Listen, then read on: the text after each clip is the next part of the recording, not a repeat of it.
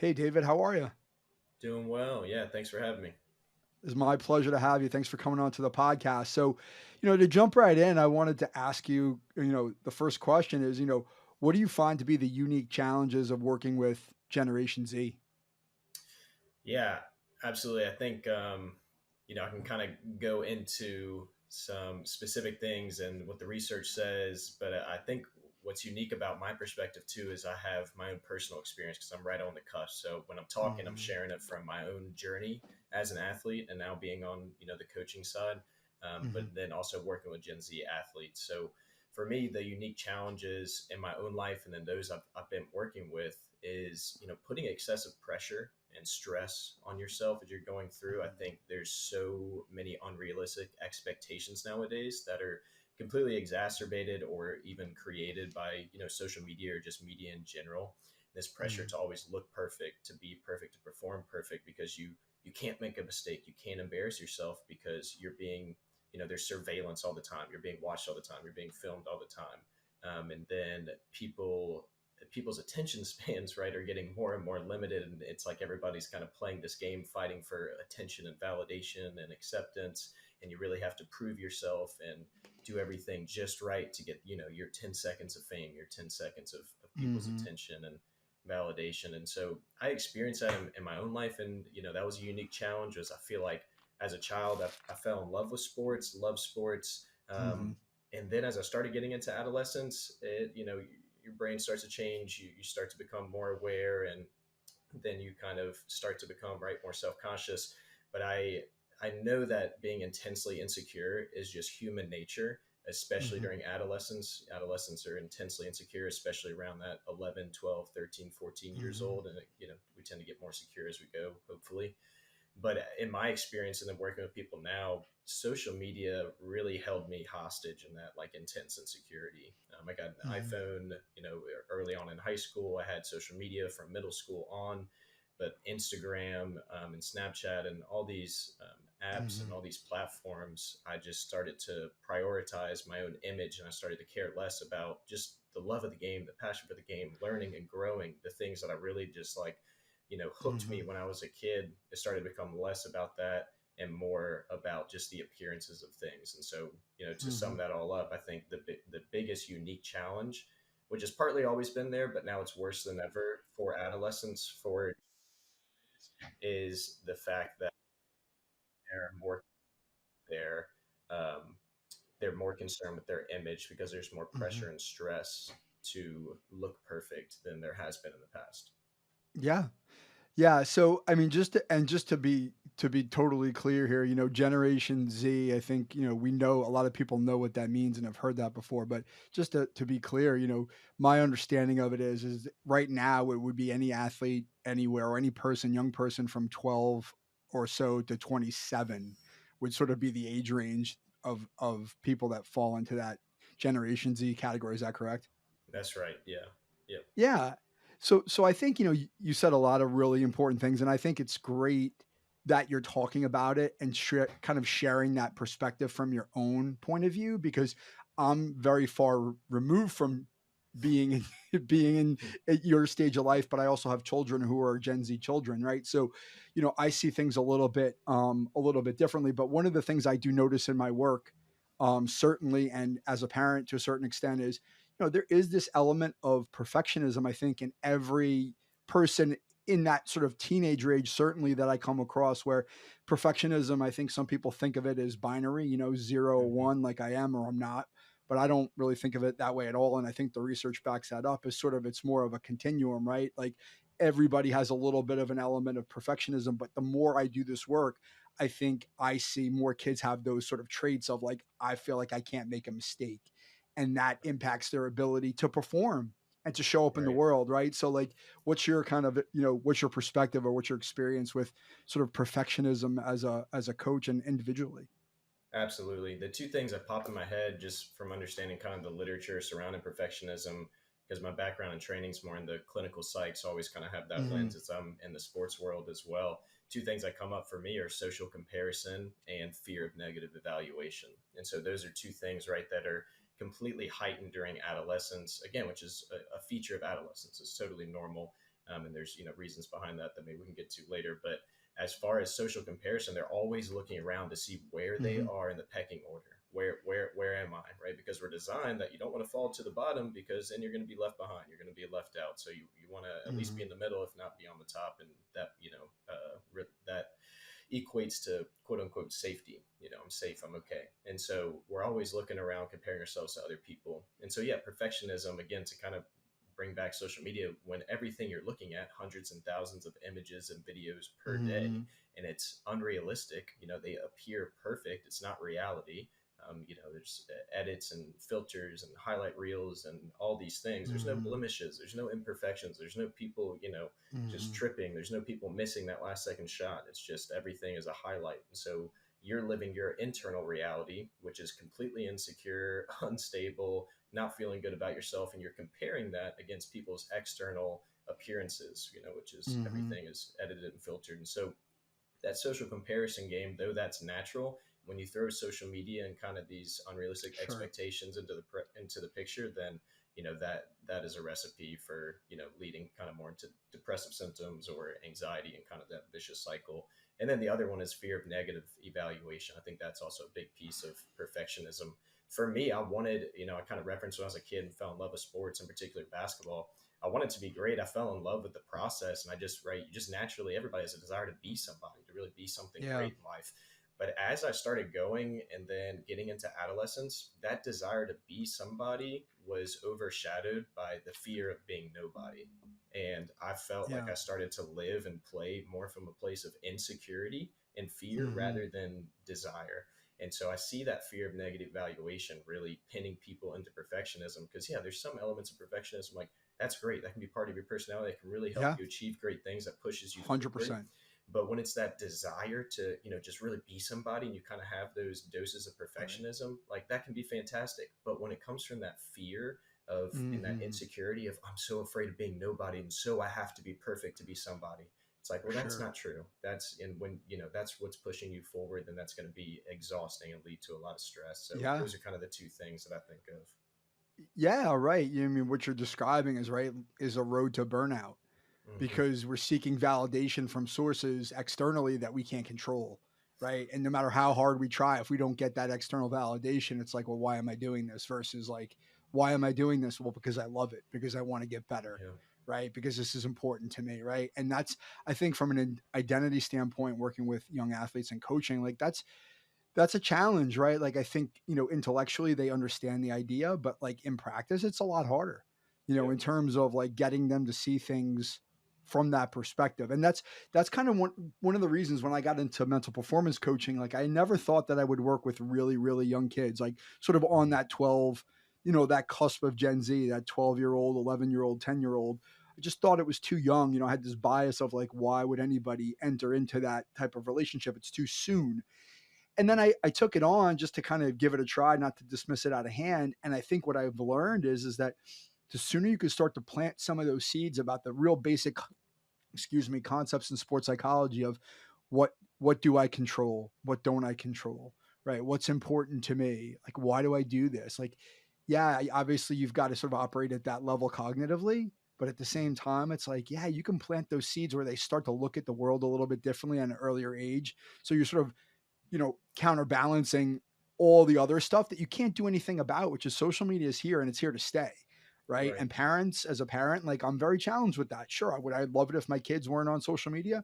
100%. But that's the world that they live in. Right. Like if I force them not to be on social media, then I have a whole nother set of issues. Right. But how do I teach them to operate within that construct of like, hey, this is healthy, this is not. Right. And Right. so that's kind of, I think, I feel like that's part of our jobs. And I kind of want to go back to something you said that I think is really important. And I think our difference in age is really reflective of this. When I was a high school athlete, sports were everything when I was a kid.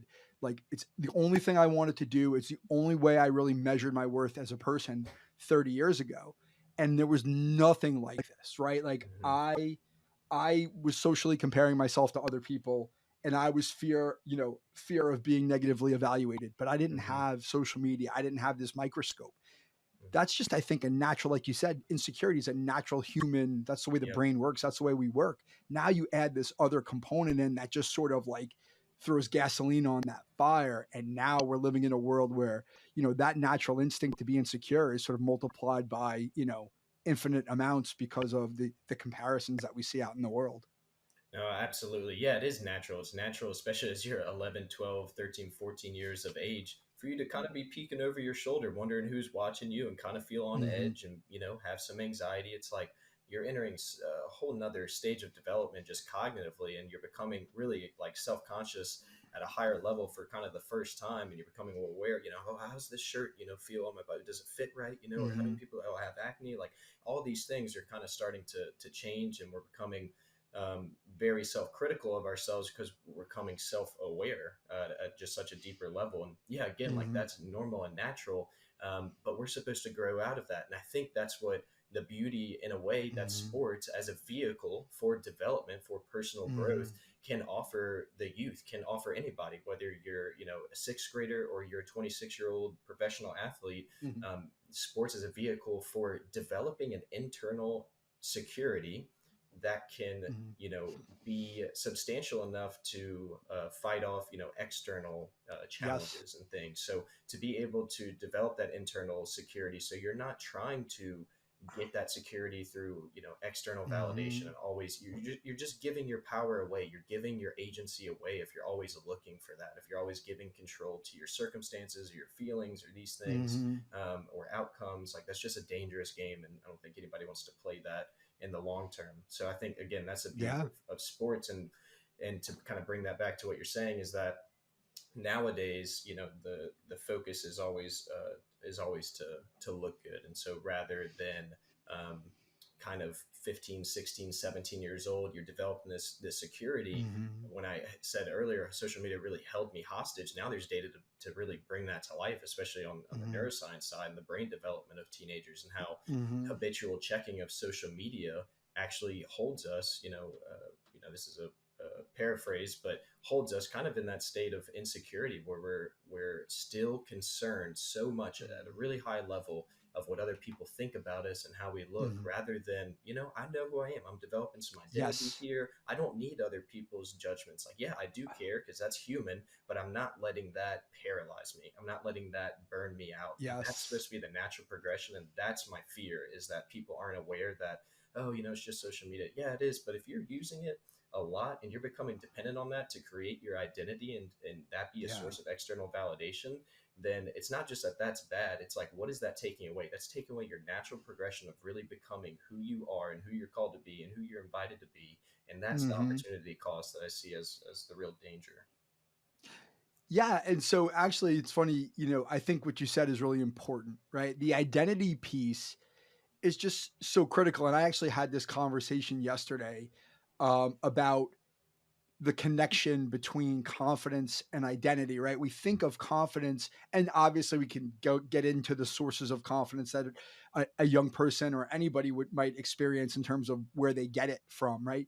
But for me, confidence sustainably is really about knowing who you are as a person, Mm, right? What you value, what you're good at, like what you stand for. And so when those things happen externally, like you said, that we can't eradicate, they're going to be there. We know at the core of us, like, this is who I am. So even if I yeah. play poorly, I know who I am, right? It was Yes. just a bad day versus I'm a bad person. Mm, And I think a lot of young people don't go through that exercise, quite frankly, of like, what do I value? What are my core values, right? Who am I as a person? Why am I doing this? And I think it can be really challenging for somebody in that Gen Z age range to look at it that way, because it really does require some level of vulnerability of like, who yeah. am I? Like, what do I really stand for? Like, I don't want to know that. Like, it's just easier to like operate in this superficial world and not Right. have to sort of dig down and go like, okay, what am I all about?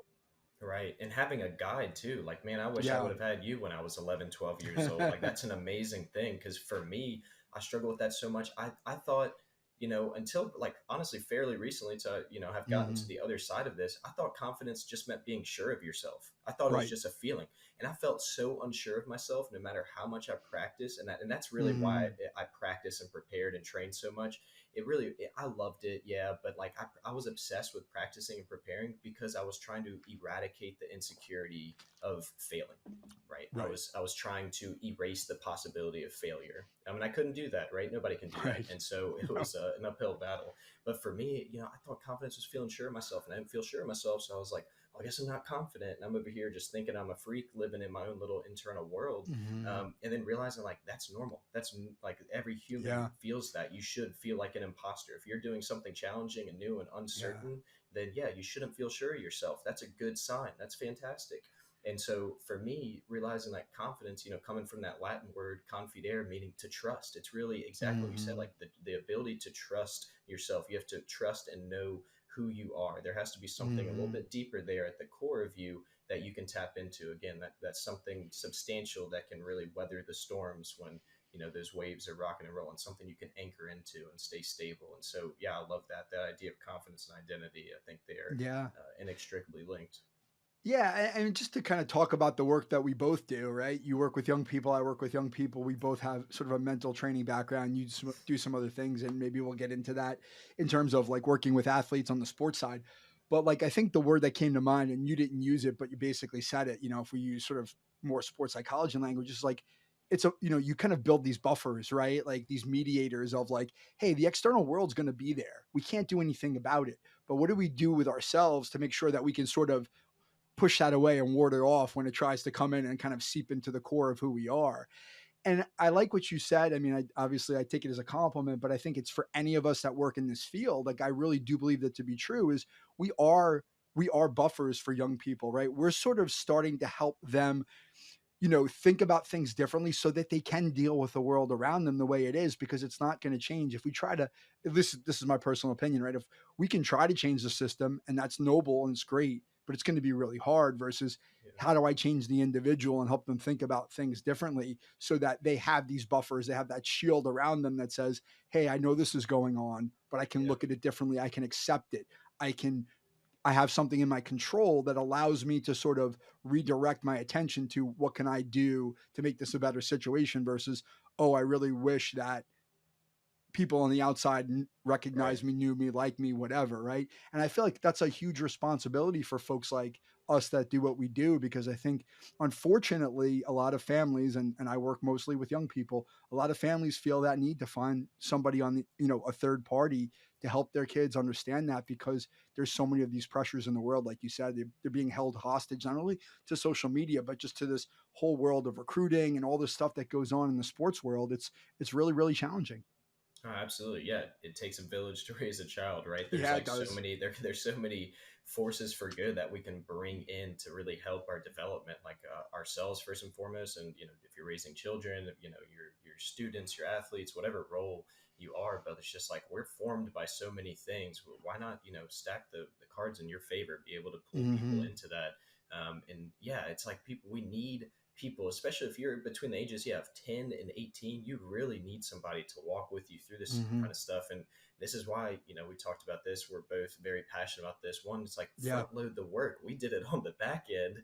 We wish Right. this was the case. Like if now it's like that's what's driving our mission to really help young people. It's just like, Yes. man, I know what it's like to do, later in life and have to undo so many things. Like if you set this straight when you're really Mhm. starting, and when you're going through this, like someone to walk with you in that, like we all want that. We all want a companion in it. And so, and Yes. just to highlight something, I'm working with a soccer player right now, high school soccer player, Mhm. sophomore, and suffered a season-ending injury, and Mhm. so his identity in a lot of ways is soccer, is as a soccer player, fantastic Mhm. player. But now, right, he has all this teenage insecurity that's inside Yeah. of him that he's usually able to kind of push away because he's so good at soccer. And now he can't play. So that is kind of starting to take over a little bit more.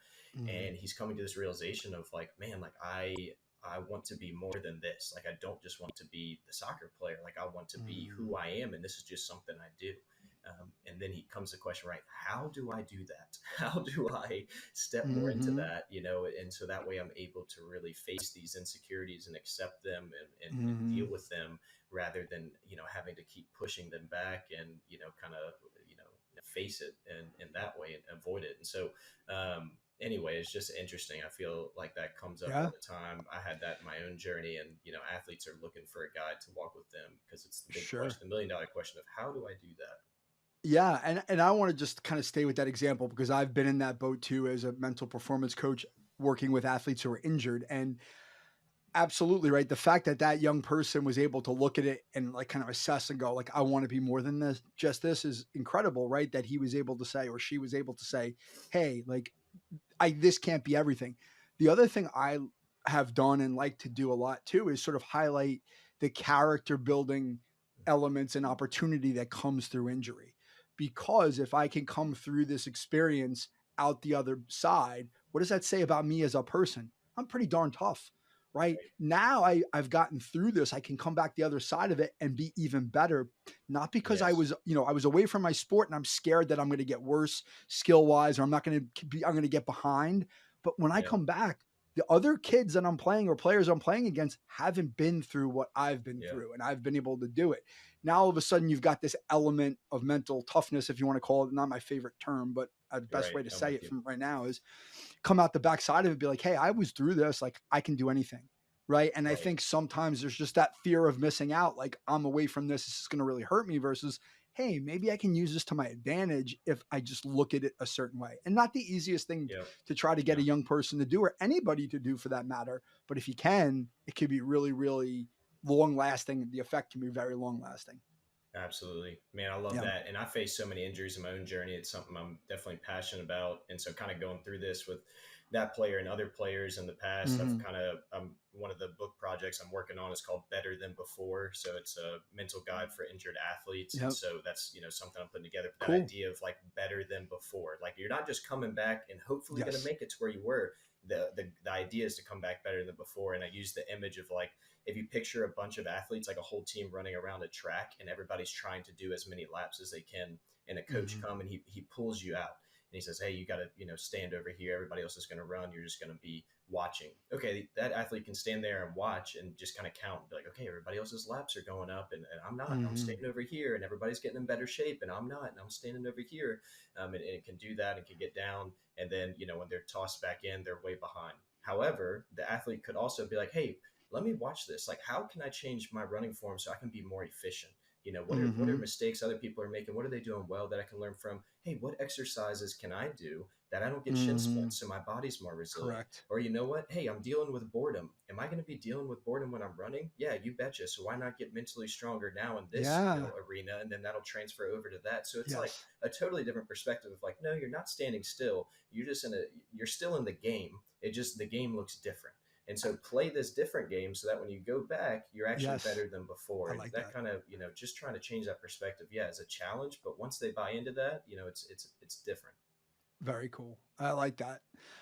So you mentioned you're working on a book project, but you also have a book that's out. Can you talk about the book that you have out there now? Yeah, absolutely. So it's called Bet on It, a psychological approach to coaching Gen Z and beyond. And BET is Hmm. an acronym for breath, eyes, and touch. And so, Yeah. again, you and I are talking about the stress that Gen Z faces and just, a lot of dysregulation, a lot of just not being able to regulate their own emotions, their own thoughts, their own bodies and brains. And so, trying to help with that through these three pathways: the breath, the eyes, and Hmm. the touch are three pathways that we can really regulate our energy, that we can really regulate our mood and how we're performing and just overall Hmm. health and well-being. So the first half of the book kind of takes a psychological approach to understanding Gen Z, so talking about things Hmm. like social media and how that's impacting them, but it also gives a framework for coaches and parents to understand these modern young athletes. And then the second part Hmm. is really kind of the practical tools part. So like practical tools through,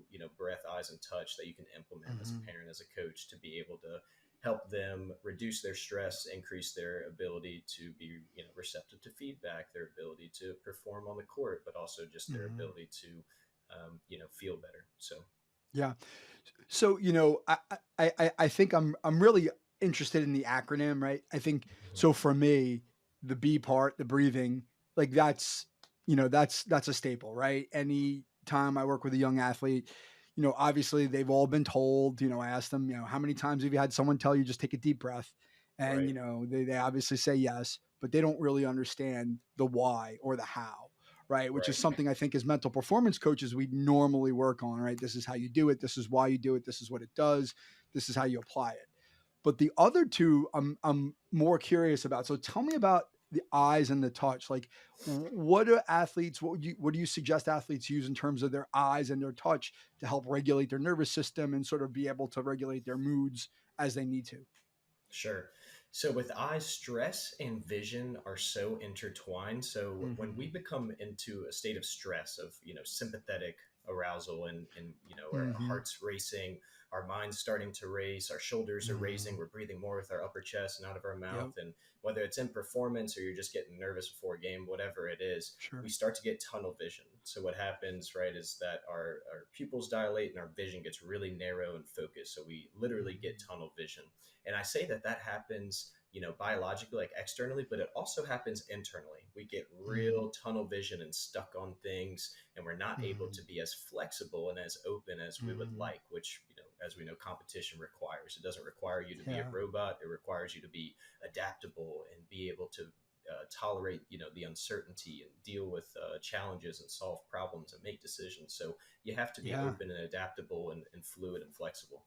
So Hmm. as an athlete, when you get stressed and you're really stressed and you're putting that pressure on yourself, you're not just hurting yourself on the inside, but literally your vision is limiting. And so you need to have a wider Hmm. scope, especially think of like yeah, many sports, but even just like soccer, you're on the field. That's a big field. You got to have wide vision, right? You got to be able to not only have wide Hmm. vision, but sometimes, yeah, you need to narrow it. So the key piece here is that when you're in a state of dysregulation, in a state of real stress, whether that be Hmm. you're stressed and you're kind of go go go and you're really anxious, or you're in shutdown and you're kind of just going through the motions and you're lethargic. When you're dysregulated, we have less control of that switch of being flexible, going back and forth. And so if I'm playing soccer, yeah, I want to look at the field, the whole field, and then I want to Hmm. be able to zone in on a teammate for that pass. Or I want to look at that whole field, Hmm. and then I want to be able to look at where on the goal I'm trying to strike that ball.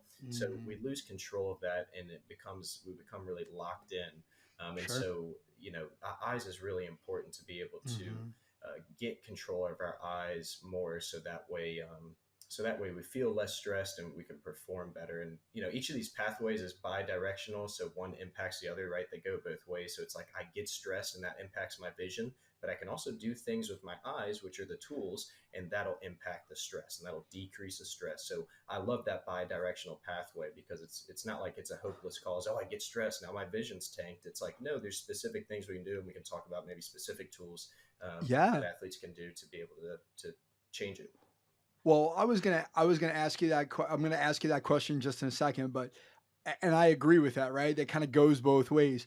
But to me, like for me, and we haven't really talked about this much, but like that awareness, right, the ability to be self aware enough to know that I'm getting that tunnel vision, that it's happening, Mm, is so critical. Right, that ability to recognize it and go, okay, like I am stressed.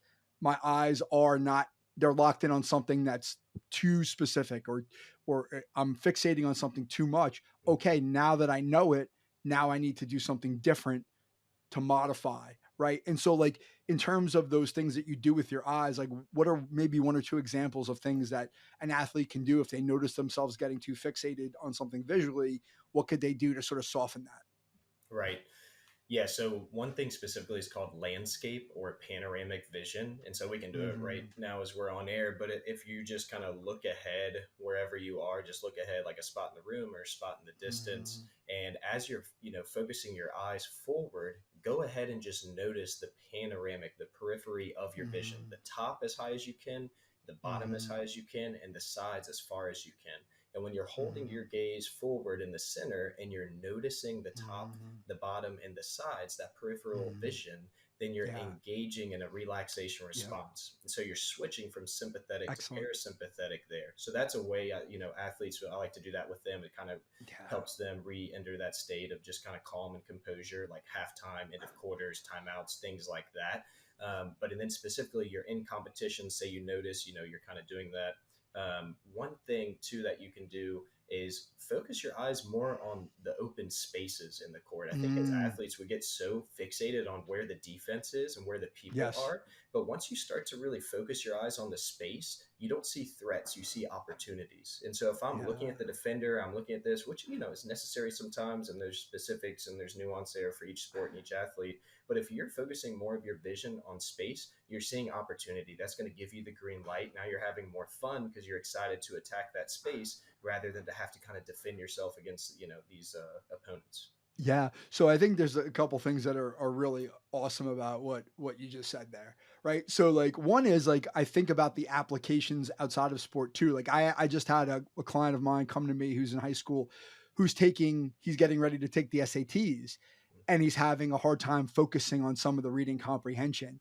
And so I was sort of giving him some like tips on how to like manage that stress, right? And that visual piece is, I think, my hypothesis is that it's a huge part of it, right? Like you start to lock in on a paragraph and like you're looking at like specific words versus sort of seeing the big picture. Like that panoramic strategy could be something that is really valuable when you're taking a test. Like, hey, just reset your focus, right? Not widen it and just so like engage that relaxation response rather than just staring at the paragraph over and over and over Mm-hmm. again trying to find that answer. And I think that's hard sometimes, right? Whether it's in sport or otherwise, right? When we start to look at things that in our mind seem task irrelevant, like we almost feel like we're doing something wrong versus like, Mm-hmm. hey, if I just take this next 10 seconds to like recalibrate, it's actually going to help me on the next play Mm-hmm. versus like, oh, I can't take away my focus. The other thing that I think you were saying about like fixating on a target, right? Like on a object.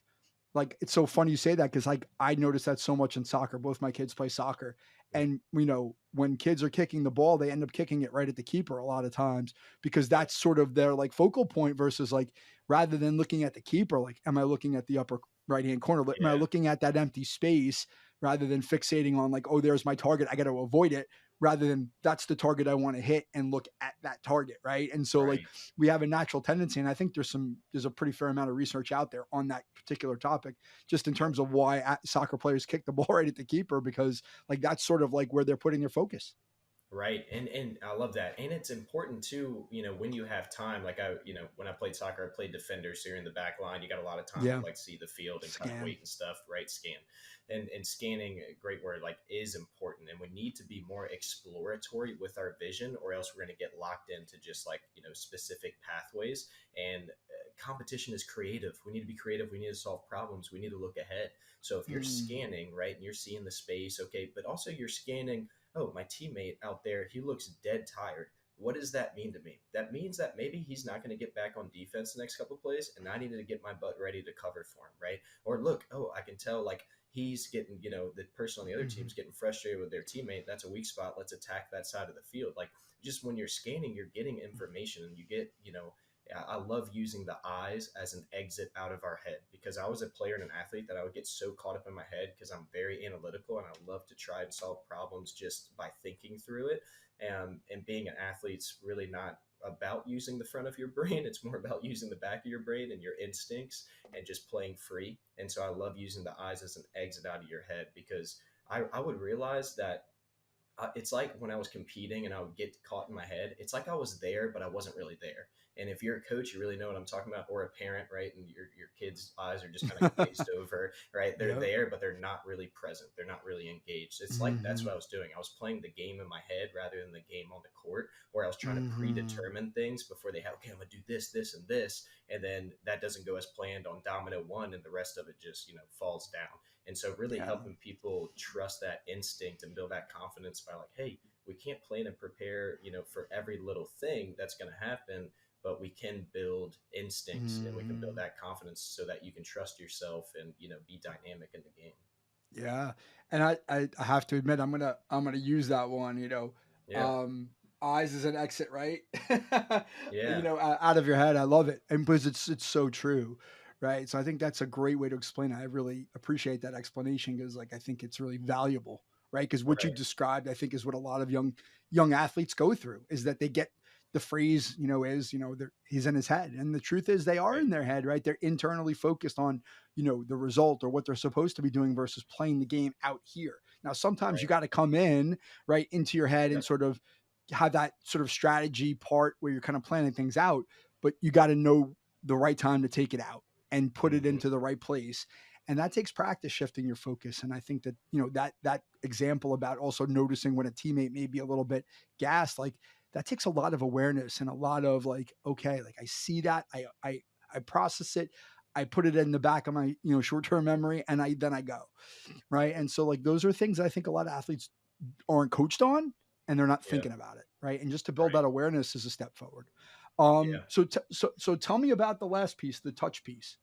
Yeah. So, the touch is huge just because, the part of our brain, when we're talking physical touch, I mean, that's huge, right? Mm, Just for humans and the, research yeah, and science behind attachment growing up and everything. But, sure. touch is so big in regulating our emotions. The part of our, brain, the somatosensory cortex, which just really is a big key in how we Hmm. process touch, is right there and really helps with our, emotion regulation, and, it can Hmm. send some signals to the part of us that's kind of processing like fear and anxiety and things like that. So it can Hmm. really dampen down the stress response. That's why you hear things like grounding and things like that. And so that's Hmm. why especially in like the mental health, right? Like the poppets were so big, or just like this the fidget spinners, like things like that. Just to Hmm. really get your hands Yeah, on something it's helps good you point. feel a little bit more here and present and less abstract and kind of floating and Hmm. anxious. Hmm. So I think it's huge, pre-game, during games, all the time, to really be engaging physical touch. It's also huge in team sports or non-team sports Yes. to really build a camaraderie. Like Yes. oxytocin is kind of the main molecule here, the main chemical that is released through physical touch, and that's a here and now chemical, which means it really builds bonds in the present moment, right? Dopamine is more of this like push forward, I want more, and I always feel like I have to do more type of thing. Oxytocin's more of like, I'm content, I'm here, it's building bonds in the present moment. And so that's really big, just to have that physical touch and to have those gestures. So it's Hmm. not only we not only as social creatures self-regulate, but we co-regulate. And so I think touch definitely has Hmm. some implications for individual performance. Like, let's just take the example of a basketball player shooting a free throw. I'm going to incorporate all three of those, B, E, and T. So, like a deep breath to be able to settle their nervous system. Hmm. Eyes, I'm going to fixate their eyes on a specific part, usually the back of the rim, so that they're aligned there. And then touch, I'm going to have them, take a moment to really like feel the ball in their hands and not just go through the Hmm. motions. That's going to help them tune out the Yes. distractions of what's going on around them and engage like in their core of who they are in that present moment. And so now when we bring our minds, bring our attention, bring our awareness into our touch, we're dampening down the stress response, and we're increasing our ability to connect with that present moment. Hmm. I love that. That's awesome. No, and I think that last piece, in that example with the basketball player, I think about this a lot. Is like, when you think of like any sort of mindfulness, right, activity, Mm-hmm. it's really about noticing, right? It's really about Yeah, really engaging with whatever it is you're doing, right? And if you're touching a basketball and you really have this like intimate familiarity with the sort of the texture and the way it yeah, feels, and like you can be really immersed in that to be present as a tool and not think about all this other stuff that's going on around you, which you can't do anything about. And I think that that's a really absolutely. good way to build a routine. Just use that framework of BET. I think that's really cool. Right.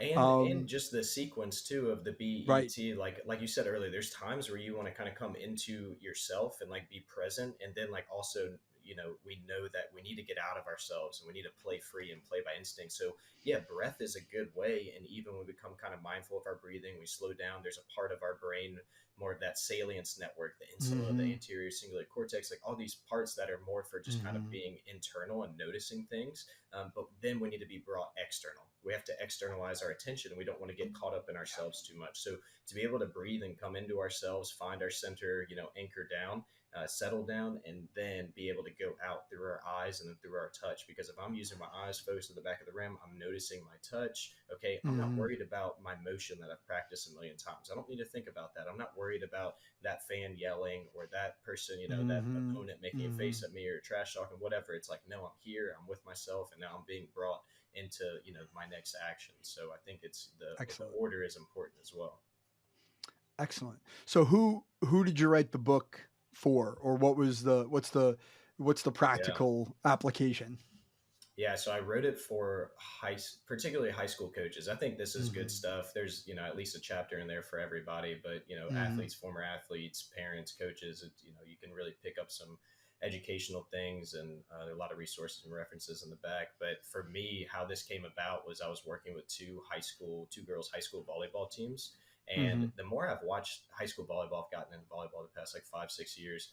Um, Mhm. I don't see I don't see the best team always winning. It's really the team that's maybe a little bit better at regulating their emotions and energy. And for me, it shows that, hey, well, if you can control kind of your stress response a little bit better and then stay together Mhm. as a team, then that would be great. So I did two kind of camps. I call them combines because I combine the mental, the physical, and the sports performance pieces. And Mhm. it was like a multi-day kind of combine camp for both these teams. And I was like, man, what am I going to call this? Like, how am I going to do this? And that kind of came to me of just like, oh, you know what? I think breathing's a big piece, and eyes and touch, and this can be a way to really help them one regulate, because yeah, it's helping them as high school students. Just like on test, if you have Mhm. pre-test anxiety, you can use the same tools. At Yep. home, boy drama, friend drama, like all the things, right? Like Yep, you you got can it. use these things to regulate. And so it's just like I'm all about that, like seeing the person behind the player. It's like, yeah, I want you to score more points in volleyball, but at someday, volleyball's not going to really matter that much, and you're Mhm. going to have to give it up. And what did it teach you, and what did you learn that you can carry with you for the rest of your life? And I think that's really the value Yeah, is. So awesome. to answer your question, then it's for coaches, because I'm also seeing that coaches that are really in it, the people like we talked earlier, it's important for people to really help adolescents. But man, it's a tough job, right? If you're a parent of an adolescent, like that first and foremost. But I think high school teachers like really know that, and they can get burnt out pretty bad. And I think the Sure. ones that care the most and put the most time and energy are the ones that tend to get kind of burned the worst at times. And so I Yeah. see it as like a mission to really help them. Like if I can equip them with just some like tools Yeah. and knowledge, one, to change their approach so they're not always assuming things. Like we look at an adolescent rolling their eyes or coming to practice drained of Mm. energy, and we just assume that they're unwilling or unmotivated, but maybe there's more to the story there. So can we Yeah, understand them, connect with them better, and then we love get it. more return on our investment? Yeah. So you know what, we haven't really touched on that at all, but I wrote that down as I was preparing. I think that understanding, right? That idea of, I just had this another conversation with another athlete that I work with. He's young. He's like a freshman in high school. But we were talking about school and his interaction, his relationship with his teachers. And I was trying to sort of explain them, or at least help him see differently. Like, sometimes teachers take things personally because they're human and because they have 30 students in a room or they have 100 students a day, and they're always giving instructions and they're trying to help and they're trying to be their best, and then they don't get the feedback or the response that they're expecting, and that creates a Mhm. frustration. And so when they don't give you what you want as an individual, it may not be because they don't like you or because Mhm. they don't understand you. It's because maybe they've got all this other stuff going on and they can't separate either. And I think being able to give these kinds of tools to coaches is really important. I mean, listen, truthfully, I think we live in a world where not every coach wants to engage or Right. understand this stuff. They feel like, I don't need to, or my way works, whatever. And that's fine. Mhm. Like, I get it. It's a hard job and everybody's different and I don't do it. Right. But at the same time, there are coaches, I think, more and more, and parents out there who want to understand, what can I do to understand my young person better so that I can be there for them the best they can. And so I don't burn out or I don't Right. behave in a way that I don't like because of all these emotions in terms of trying to be really good at my job, because it's hard. And I think that understanding piece is such a big part of what we do, right? Yeah. Helping to make connections for everybody to say, like, hey, can you kind of see it through the other person's eyes to make sense of it rather than just seeing it your way? Right. And that's, I'm glad you said that, man, because I feel so wrong in that sometimes, because everybody's about the practical tools or what can I do? And I get it. It's necessary. I'm here for it. I'm, trying to Hmm. bring that as well. But like, I think at times that kind of just feeds that desire for like a quick fix, or that desire to just take away the Correct. issue, when it's like, these are human issues and they're here to stay. Like your anxiety can't be solved. Your human anxiety cannot be solved, but you can be Correct. helped, right? I can be helped. You can be helped. We can be brought into a more a balanced place, and really grow in that. And so for me, it's like, man, if you can change and alter, yeah, if you can change the approach, like how a coach approaches an athlete, Hmm. which the way to changing that is their own understanding and awareness of really what's going on behind the scenes, and really being able to step forward in a different way. And so for me, that's the value. is to change your approach, because and then that changes the dynamic, that changes the atmosphere, that changes the 100%. relationship. And whether it's sports or anything in life, it's the relationship that's the most Yes. valuable thing that we're building here. And it's the relationship that over time is going to form us and change us as humans. So I think that's really what I like to hone in on. And that's why I put that part first in the book. Yeah, I love it. So I'm going to segue into like the final question, the final Yeah. segment, but I'm going to use what we just talked about as a way to do that. So one of the most common questions I get from adults, from parents or coaches or whatever is like, what advice would you, Mike, have for me as a mental performance coach? And it ties right into what you were just saying. My number one piece of advice, if I give it to anybody, is ask more questions, right? Rather than telling them what to do, especially if you're not telling them why they're doing it, ask them, try to understand where they're coming from, even if it's superficial or cursory, right? But just by virtue of asking that Right. question, it demonstrates a level of curiosity and respect for the young person where they start to say, oh, okay, this person is actually wants to understand what I have to say versus, no, I'm the grown up, Yeah. you're the kid, you need to go do this because I said so, which Right. doesn't work, right? If we know anything about, or if we know something about Gen Z, which, I've Right. been doing my researches, and I think this comes up a lot, is they want to know why. Why am I doing this? If you don't Hmm. explain to them why, they're not going to want to do it. If you ask them questions, now all of a sudden it seems like, hey, they're important, their opinion matters. And I think that for me is the number one piece of advice that I would give to an adult. So as we kind of segue, like, what's that one piece of advice you would give to anybody? Like, that's where I sort of like to end, is like, what's that one thing, right, you think is the most valuable thing you could share if you had to sort of boil it down? Yeah. Man, I know it's it's hard. for yeah, but for me it's like I just want to piggyback off you, because it's like, yeah, Hmm. it's ask questions, it's be with them. And I have like an example in the book, and can I share it real quick? It's just a Of little course. Yeah, go kind of ahead. tidbit. And the image is, picture like an office building, and there's a boss and there's a worker, and the worker, their Hmm. printer broke, and so the boss is like going over to their little cubicle to tell them the printer's broken and they need to fix it because they need to print Hmm. stuff. And as they're walking over there, the workers like gets up and they think the building's on fire. So they're frazzled and they're wide eyed and they're running out of the building. It's on fire and they're yelling. And the boss stops them and is like, hey, like, we need this printer fixed. The building's not on fire. We need the printer fixed. Go fix the printer. And the worker looks at the boss like they're crazy, right? And so they sprint out the building.